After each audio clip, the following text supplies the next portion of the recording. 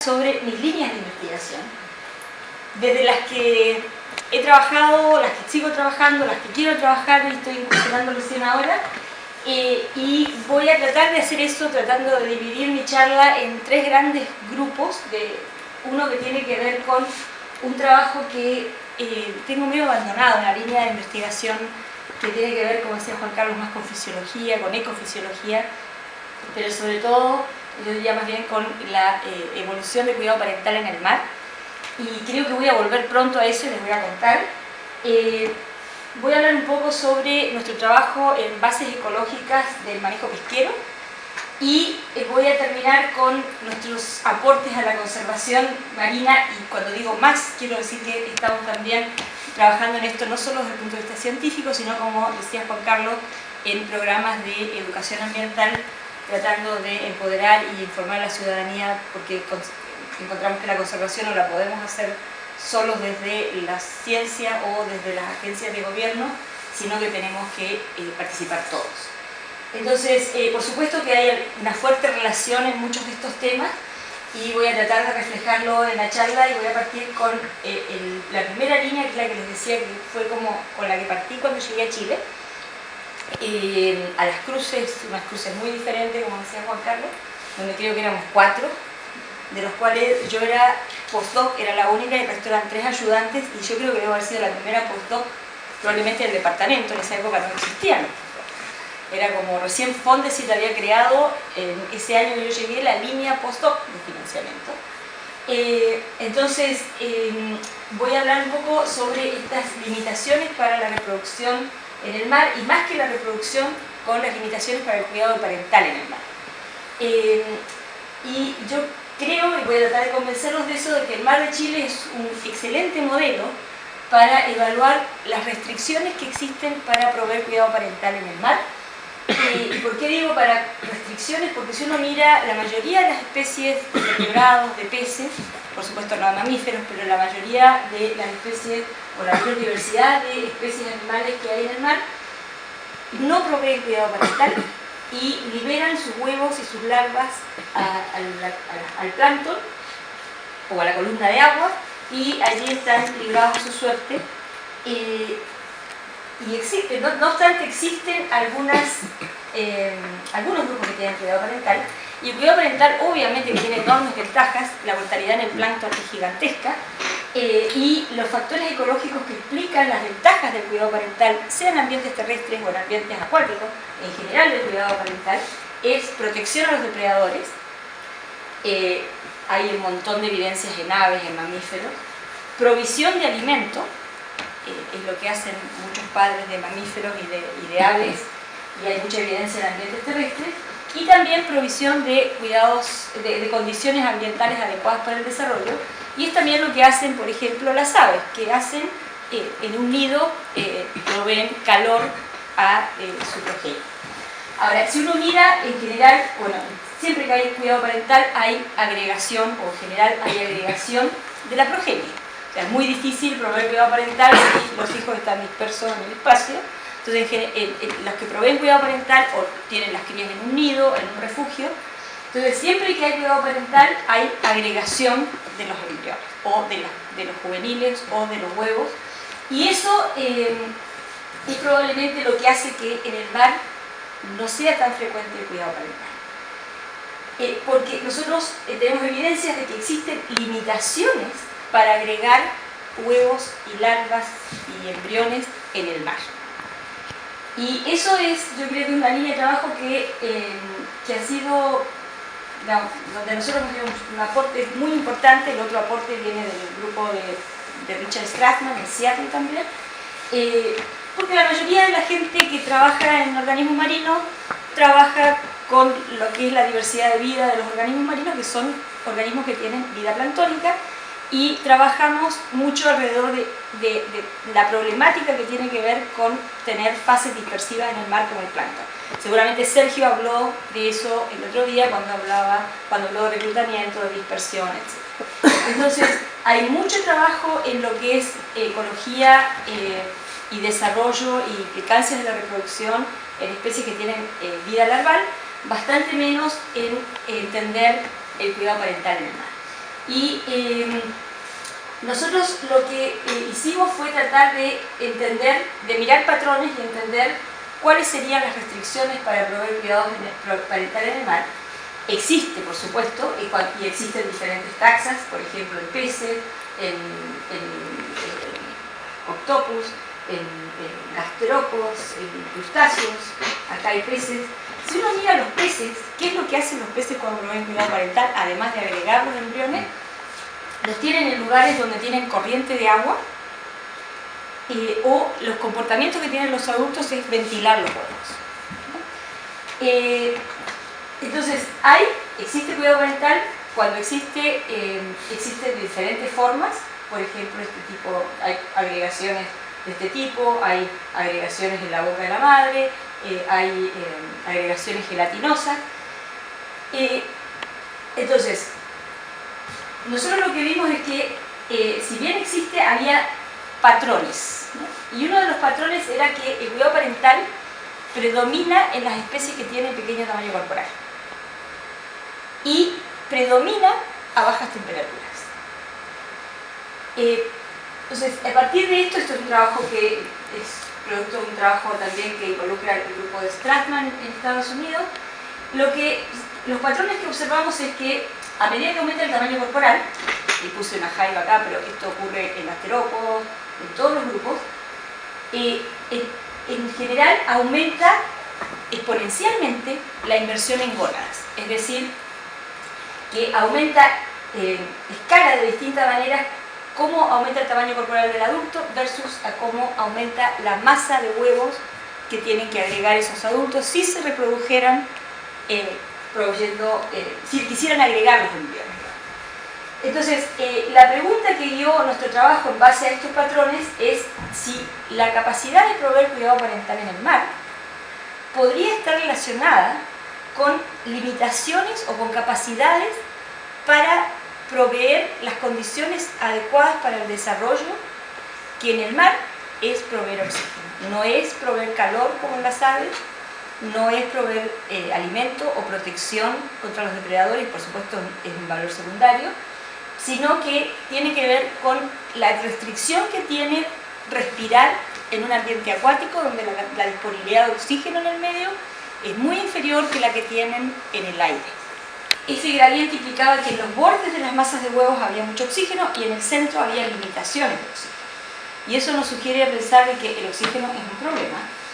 Es más, el gradiente entre el borde y el centro de esa masa de huevos aumentaba a medida que aumentaba el desarrollo de los embriones, es decir, embriones más desarrollados consumían más oxígeno y generaban un gradiente más abrupto y mayores limitaciones en el centro de la masa de huevos, y el gradiente era mayor a medida que aumentaba el tamaño de la agregación, es decir, agregan el masa de huevos más grande y eso genera mayores limitaciones aún a los huevos que están en el centro. Las consecuencias de esto, también hay evidencias de que hay asincronía en el desarrollo. Los huevos o los embriones que están en el centro de esas masas de huevos tienen retrasos respecto de los embriones que están en el borde, y también evidenciamos que había una serie de adaptaciones o de mecanismos para facilitar la difusión de oxígeno hacia los embriones. Por ejemplo, poner mayor cantidad de gel por embrión. Eso hace que aumente el tamaño de la masa de huevos sin que aumente el tejido metabolizante, es decir, aumenta mucho el gel, y el gel es un elemento que facilita la difusión. También el diseño de las masas de huevos, no sé si se acuerdan la que yo les mostré acá, esta, es una masa de huevos que es muy finita y por lo tanto ese diseño también es muy bueno porque facilita la difusión de oxígeno. Y por último, el comportamiento, ¿sí? Adultos, padres, que despliegan una serie de comportamientos para proveer oxígeno. Y nosotros lo que hicimos fue buscar un grupo donde los adultos tenían ese comportamiento, pero sobre todo un grupo que representa una excepción a este patrón que les mencionaba, de que hay una asociación entre pequeño tamaño corporal y cuidado parental. La mayoría de los organismos que proveen cuidado parental son pequeños, excepto la jaiba. No sé si ustedes han visto una jaiba mora, no es nada pequeña, tienen masas de huevos que son de aproximadamente 6-7 centímetros de diámetro, que es enorme para las masas de huevos que se ven en el mar. Las jaivas entonces son una excepción a esta asociación entre pequeño tamaño corporal e incubación.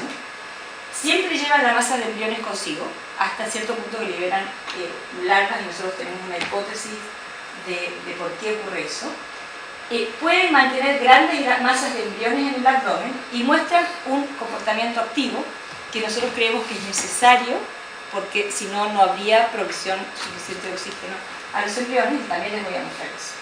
Por otro lado, creemos que Chile ofrece una ventaja para este tipo de estudios, porque la temperatura afecta a las tasas metabólicas.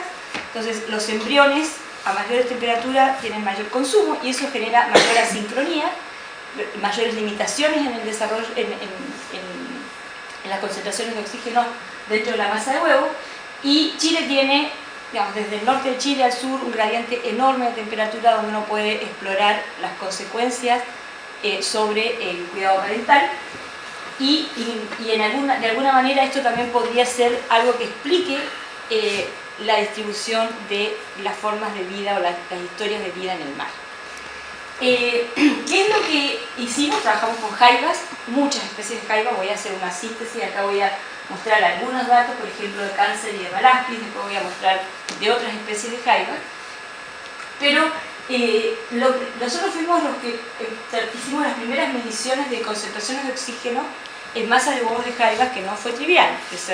Cuando empezamos a hacer estas mediciones no había instrumentos que permitieran insertar, como se había hecho en masas de huevo gelatinosa, medidores de oxígeno adentro de la masa de huevo.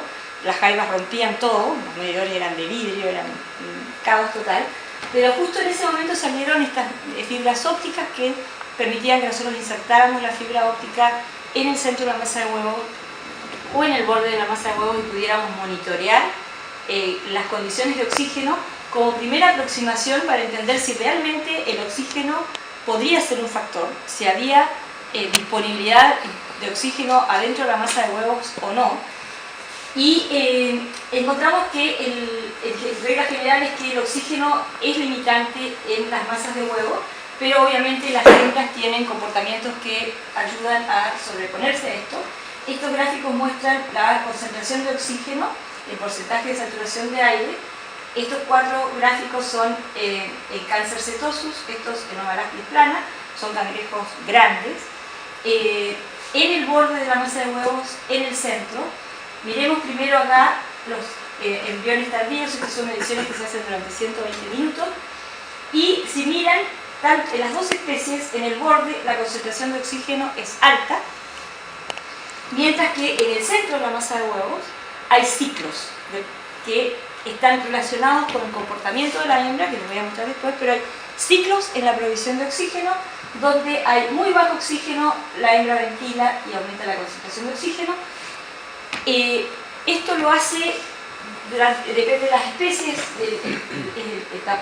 el ciclo de la ventilación, pero importante tener en cuenta que estos embriones tempranos tienen bajo consumo de oxígeno respecto de los embriones más avanzados, que nosotros llamamos tardíos.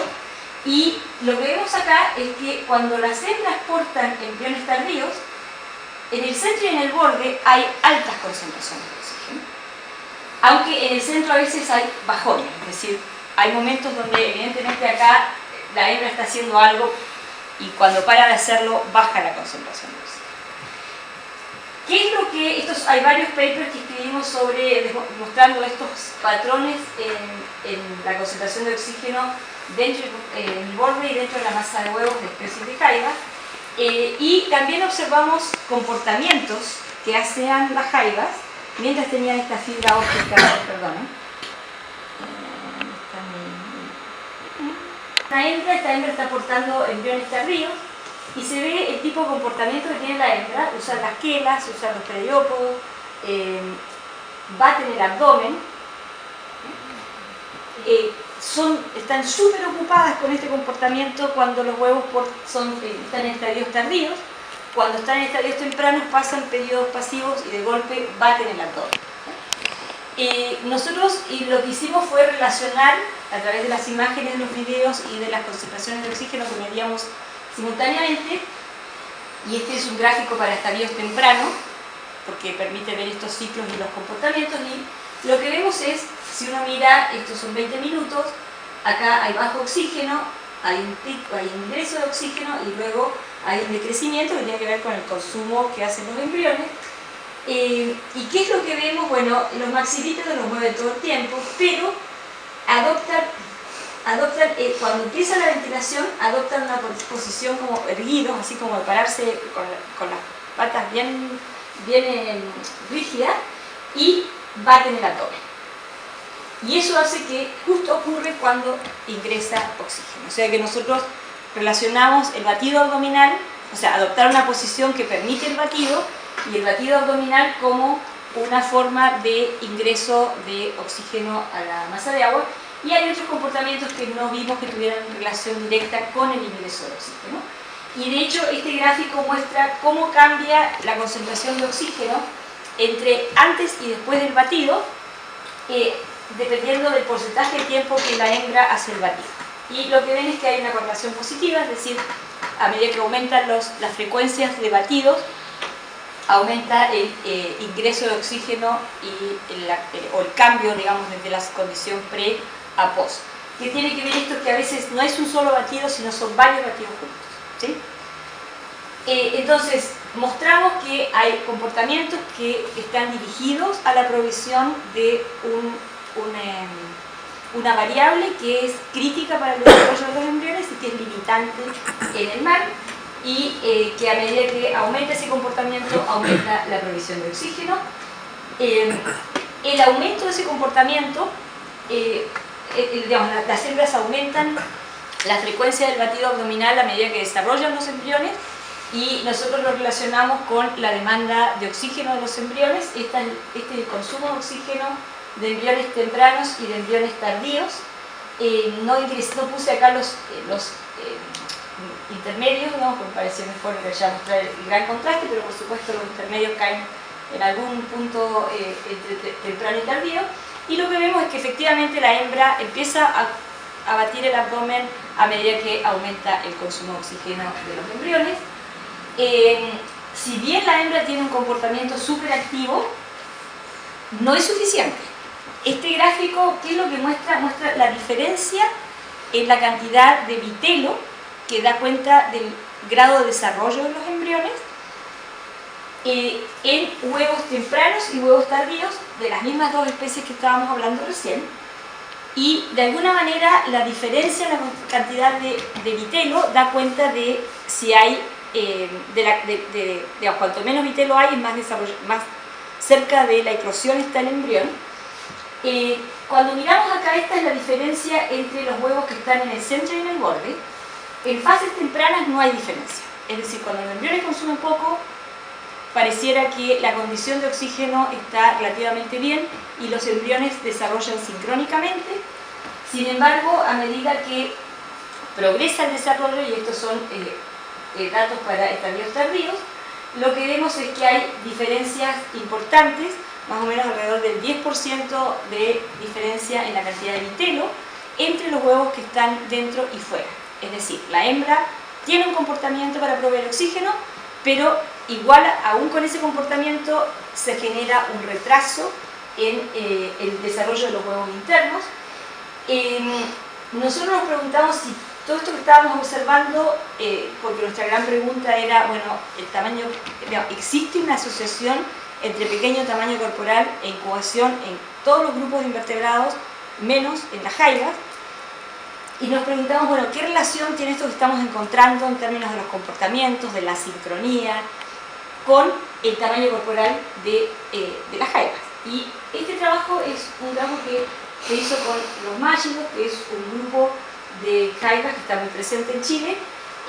Estudiamos 3 especies, una de ellas, el trabajo lo hicimos en Francia, el otro en Alemania, otro en Chile, para usar un mismo grupo taxonómico, y lo que evaluamos es si había algún cambios en los patrones o algún patrón que estábamos observando que tuviera que ver con el tamaño corporal de los adultos.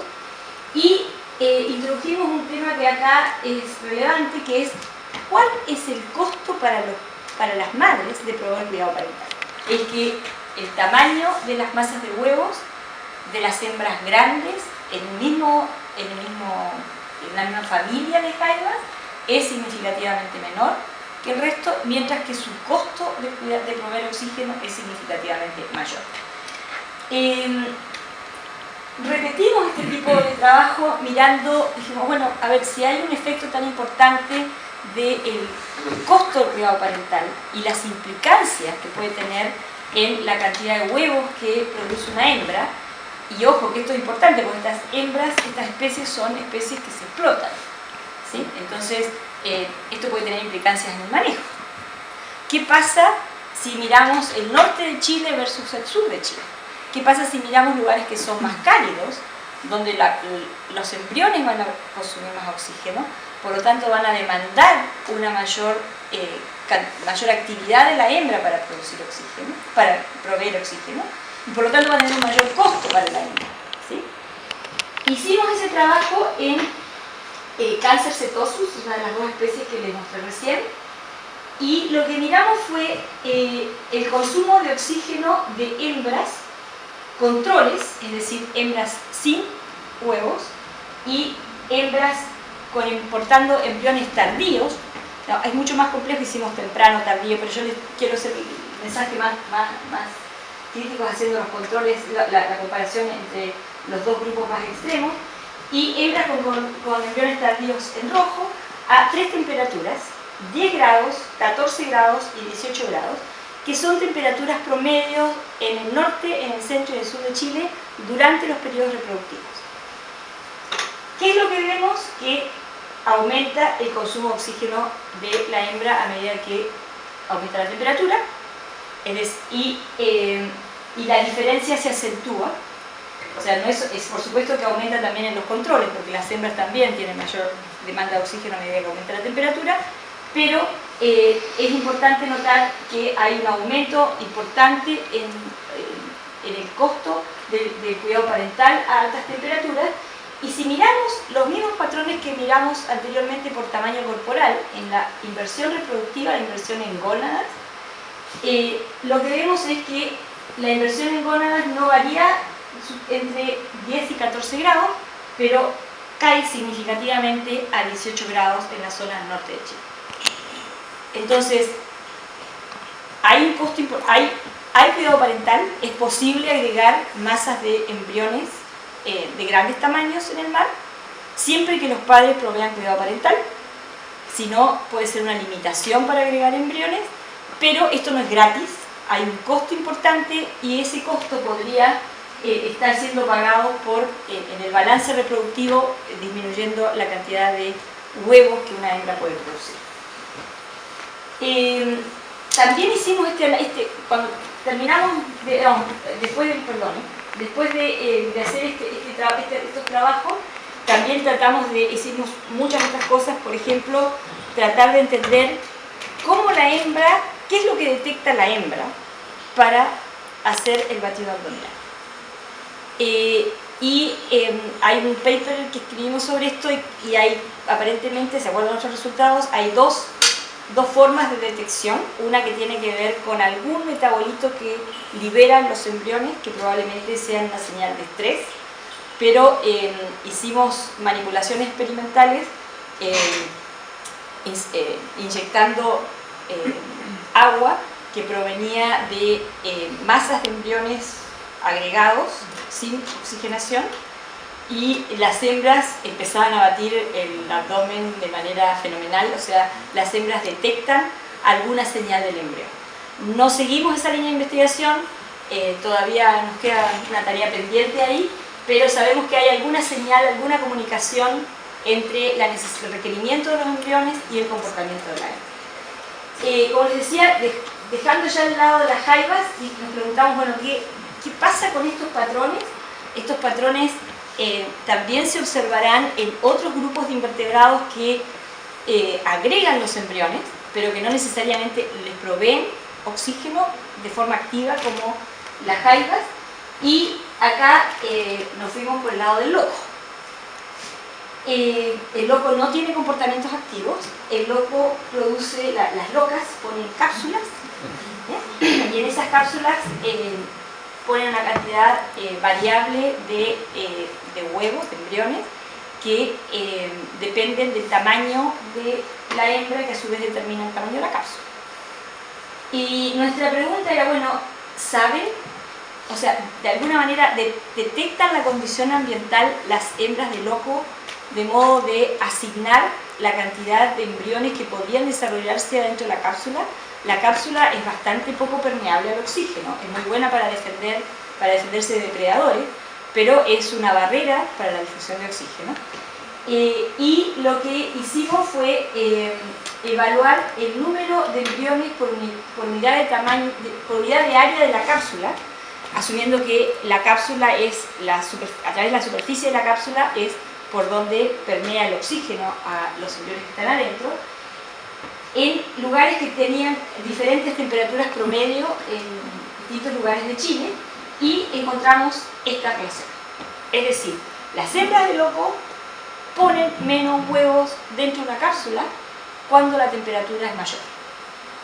Están de alguna manera asegurando la sobrevivencia y enfrentando las dificultades que tiene agregar embriones en el mar.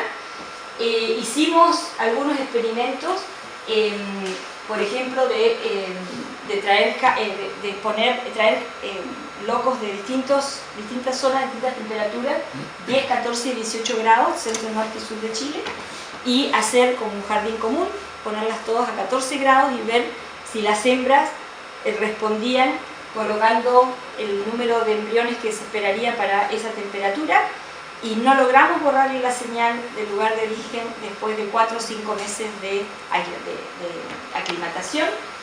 No sabemos si esto tiene que ver con que no es tiempo suficiente, 4 o 5 meses.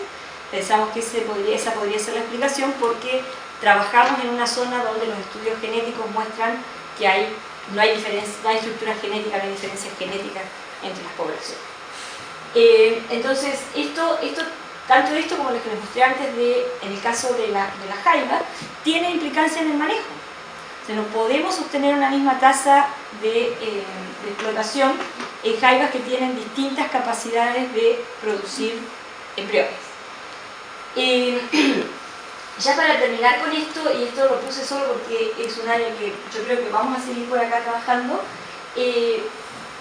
uno de mis estudiantes trabajó con moluscos, con crepídulas, y las crepídulas, al igual que el loco, agregan los embriones, y en este caso las hembras proveen cuidado parental, y cuando los embriones están agregados en cápsulas o en otro tipo de agregaciones, se ha reportado que hay canibalismo.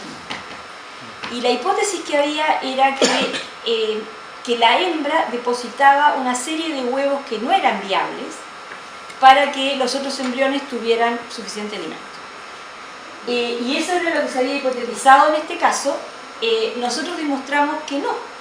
La hembra pone huevos que pueden ser exitosos en su desarrollo, pero la competencia por oxígeno dentro de la cápsula hace que algunos embriones desarrollen y otros son consumidos por los exitosos. ¿Sí? O sea, hay embriones que desarrollan más rápido, no sabemos cuál es la razón. Podría ser que hay embriones de varios padres adentro de la cápsula. Algunos embriones desarrollan un poquito más rápido, y horas de desarrollo, diferencias de desarrollo, puede significar que un embrión se coma al otro. Porque el que tiene primero la boca, se come a sus hermanos. Y de Pascua está un sello postal que me regaló Juan Carlos hace mucho tiempo. Este es el pure, que es una especie que se usa en Isla de Pascua para hacer artesanía. Yo creo que este es un proyecto que podría hacer confluir varias de las cosas que hicimos y que estamos haciendo, Por un lado, lo interesante es que es un gasterópodo que, a diferencia del loco, este sí cuida a las crías. Y de hecho, tienen masas de huevos grandes. Entonces estamos volviendo al tema de la jaiba, pero con un gasterópodo, en un ambiente que tiene altas temperaturas. En Isla de Pascua la temperatura del agua es bastante mayor que la temperatura en Chile, pero además tiene todo un tema que está asociado con la pesca artesanal. En este caso la pesca la hacen mujeres, mujeres que están organizadas en sindicatos, y yo creo que es muy bonito pensar en un proyecto que tiene que ver con reproducción, manejo y manejo con un grupo de mujeres que es bastante distinto de trabajar con los pescadores, hombres. Son mucho más organizadas, digamos, aceptan mejor las reglas, hay un montón de ventajas. Entonces, esa es la idea del próximo Fondesit. Y ahora ya estoy llegando a lo que es la línea de trabajo que tiene que ver con manejo. Manejo, pero sin despegarnos de historia de vida, de reproducción, de pesquerías. Siempre los trabajos que yo he hecho en manejo han tenido esa mirada, no me he despegado nunca de la reproducción de los invertebrados. Y de hecho este es el primer manuscrito que yo hice en Chile, mi primera contribución al mar de Chile, es una cruza entre manejo y conservación. En este caso trabajé con Juan Carlos, era su postdoc, y en este trabajo que hicimos, miren, está enamorado del mar. Lo que hicimos fue mirar las áreas de manejo, que en ese momento estaban en su apogeo, en mostrarse el efecto que podían tener las áreas de manejo para repoblamiento, y estudiamos, estudiamos las jaivas. ¿Por qué las jaivas? Bueno, yo ya venía con una historia de jaivas, pero porque la mayoría de los trabajos que se habían hecho con especies sedentarias, con poca movilidad, y se veía un impacto enorme en las áreas de manejo. No obstante, nosotros lo que mostramos es que cuando las especies tienen movilidad mediana a alta, el efecto de las áreas de manejo a la escala a la que operan las áreas de manejo actualmente, escala espacial, es marginal. ¿Sí? Entonces, esta fue mi primera incursión, mi primer paper en Chile, y mezcla reproducción y manejo. ¿Qué es lo que hemos mostrado, así como en líneas generales? Hemos mostrado que además hicimos trabajo con varias otras especies para ver el efecto que podían tener las áreas de manejo específicamente en la reproducción y en el potencial de producir huevos y larvas. No tengo tiempo para mostrar todos los resultados de esos papers, pero en líneas generales no encontramos efectos significativos de la condición ambiental preponderante, es decir, la surgencia, sobre la inversión reproductiva de la mayoría de las especies que hemos trabajado de invertebrados, locos, lapas, erizo. Pareciera que la surgencia no influye en la inversión reproductiva. Tampoco encontramos evidencias de que la reserva de las cruces o las áreas de manejo presenten condiciones que sean favorables para la reproducción. Y esto lo hicimos porque siempre está la idea de que las áreas de manejo, los pescadores las seleccionan porque son sitios óptimos para las especies que ellos explotan. Bueno, para la reproducción no. La inversión que hacen las hembras de loco, lapa y erizo en gónadas dentro de las áreas de manejo, dentro de la reserva o afuera, no es significativamente diferente. Sí lo es la abundancia de los recursos de lapa, loco y erizo, son más abundantes en reservas y en áreas de manejo, también son más grandes, y como hay una relación exponencial entre el tamaño y la inversión en gónadas, hay un efecto indirecto de las áreas de manejo y de las reservas en repoblar el mar, no necesariamente por el efecto local individual sobre la reproducción, sino sobre el potencial reproductivo del grupo de individuos que viven en ese lugar. Y de hecho este es un trabajo que publicamos el año pasado. Este gráfico muestra el potencial de producción de huevos por metro cuadrado en áreas de libre acceso. Son las áreas que no son de manejo, que no son reservas, donde no hay usos territoriales, que es la mayoría de la costa, de la zona costera de Chile. versus el mismo potencial en áreas de manejo o en áreas que tienen protección parcial. Y esta línea muestra la relación 1 a 1, es decir, si, si no hubiera ningún efecto en las áreas de manejo sobre la producción de huevos, tendríamos este patrón. Sin embargo, vemos que hay un desplazamiento hacia la izquierda, que quiere decir que las áreas de manejo tienen un mayor impacto, o sea, si tienen una influencia en producir huevos y aumentan en un 76% la producción de huevos respecto de del escenario que tendríamos si todo estuviera abierto actualmente. ¿Me siguen? Entonces, el 76% de aumento en la producción de huevos de lapas, 29% en el caso del erizo, es el aporte que hacen actualmente las áreas de manejo que tienen una mayor abundancia e individuos de mayor tamaño de estas especies. Esto es una tesis que acaba de terminar una estudiante mía, Marta, que lo que hicimos fue, bueno, no solamente queremos saber el impacto que tiene la producción de huevos y larvas, sino a dónde van esas larvas. Llegan a lugares que están sobreexplotados.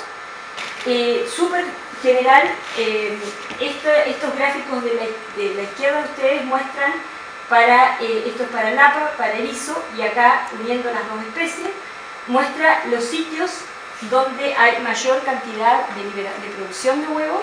Esos son en color más cálido y en color azul los menos. Esto también tiene sobreimpuesto no solo las áreas de manejo, sino el hábitat, que el hábitat sea el adecuado, que sea rocoso. Y lo que vemos es que en la zona al norte de los 33,5 es la zona donde se producen mayor cantidad de larvas de loco y erizo, con algunas concentraciones importantes, y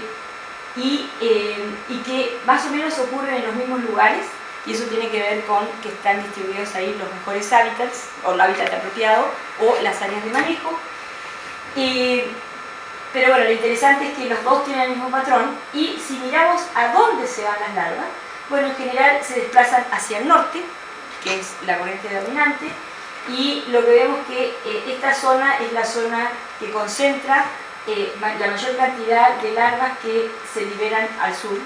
Esta zona no produce mucho, pero recibe muchos huevos y larvas, y esto tiene implicancias a la hora de decidir, bueno, qué sitios podrían explotarse de manera fuerte, porque total siempre van a tener disponibilidad de larvas, versus los que tenemos que proteger porque son sitios claves en la producción de huevos y larvas. Entonces, los primeros resultados muestran que el sistema, los primeros resultados que estamos teniendo es que el sistema de área de manejo que está actualmente establecido no es el que maximiza la producción de huevos y larvas, pero bueno, es el que está. Y también estamos explorando cuál debería ser el diseño óptimo desde el punto de vista biológico para maximizar la producción de huevos y larvas. Digo biológico porque no necesariamente es lo que se puede hacer, porque ahí después hay que poner la capa social y la disponibilidad de generar áreas con algún nivel de protección. Actualmente tenemos un proyecto que también tiene que ver con pesquerías en la zona costera de Chile, y específicamente con pesca ilegal, y nuevamente no desligado de la reproducción. Lo que estamos evaluando es el impacto que tiene la pesca ilegal, y no solo el impacto actual porque disminuye la abundancia, sino también el impacto porque dejamos de producir huevos y larvas. Este sería como la mortalidad natural si asumimos que es marginal la pesca dentro de la reserva. Esta es la mortalidad en áreas de manejo, aumenta como un 40%, y esto lo asumimos que ese delta tiene que ver con la mortalidad por pesca. Lo interesante es lo que pasa en áreas de libre acceso. Se duplica prácticamente la mortalidad por pesca, a pesar de que uno debería esperar que la mortalidad por pesca en áreas de manejo sea igual que la de la reserva, porque el loco solo se puede explotar en áreas de manejo. ¿Qué vemos acá? Que la fiscalización es un desastre, que las medidas de pesca para el loco no han sido efectivas, y tenemos que en las zonas que deberían estar siendo protegidas, la mortalidad por pesca duplica lo que uno esperaría en base a lo que sabemos que es la mortalidad en las reservas, no solamente la pesca ilegal tiene incidencia en lo que tiene que ver con la mortalidad, la pesca ilegal también tiene que ver también ocurre cuando no se respetan las tallas mínimas, y estos gráficos muestran que en las áreas de manejo, la talla mínima de explotación del loco son 10 centímetros, y esta es la frecuencia de locos de distintas tallas en áreas de manejo en Chile Central. Estamos mostrando 20 áreas de manejo, y lo que vemos es que en general respetan bastante bien. Una proporción muy chica de locos está por debajo de 10 centímetros, esta fracción acá. Pero si miramos las áreas de libre acceso, no solamente sacan locos, que no deberían sacar, sino que sacan además muchos locos chicos. ¿Sí? Esto nosotros lo estamos trabajando con los pescadores, lo estamos compartiendo con los pescadores, les hacemos unos folletos que se llaman los datos de mi caleta, y cada vez que tenemos datos nuevos vamos y se los mostramos y les decimos, oiga, miren que están tocando muchos locos ilegales. Y de hecho lo que calculamos es que para una caleta en particular, Chihualoco, pero tenemos para muchas otras caletas, el 14% de los locos que sacan de las áreas de manejo están por debajo de la talla mínima legal, mientras que en las áreas históricas están en alrededor del 33%. En esta caleta, en otras caletas el 80% de loco ilegal. Nosotros tenemos en desarrollo una cartilla nueva porque ahora estamos acoplando estos datos con la fecundidad de estas especies para mostrarle a los pescadores no solo lo que pescan ilegal, sino que esa pesca ilegal tiene incidencia en la capacidad reproductiva de la especie. Entonces eso es un trabajo que está haciendo una estudiante de pregrado ahora. Y ya para terminar, un poquito sobre lo que tiene que ver más centrado con conservación marina, aunque todo lo que dije anterior yo también lo pondría en el paraguas de conservación. Para nosotros, digamos, conservación no significa excluir totalmente al hombre.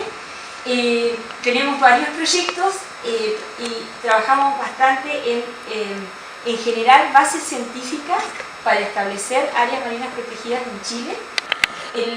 Ahora estamos trabajando en ver cómo estamos protegiendo el mar, no solo en Chile, sino en el cono sur de Sudamérica, y este es un paper que está ahí. En cualquier momento sale, si no este fin de semana o el lunes, se va y muestra, este paper lo que muestra, además de mirar patrones globales, hicimos un zoom en Sudamérica, y esto muestra en azul la zona económica exclusiva, desde los 0 hasta las 200 millas náuticas. En amarillo es la cantidad de áreas protegidas bajo figuras de protección que pueden ser de distinto tipo, desde parciales hasta totales, y las rojas son las que son no-take, es decir, protección total, no se puede explotar.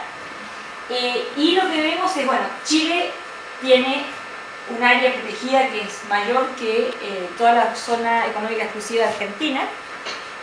Por supuesto que hay un tema que es importante, que es la zona económica de Chile es más grande porque tiene las islas oceánicas que agregan una cantidad gigantesca, pero aún así Chile protege mucho más que el resto de los países. Los números indican el porcentaje del océano que está bajo MPA y entre paréntesis no-take.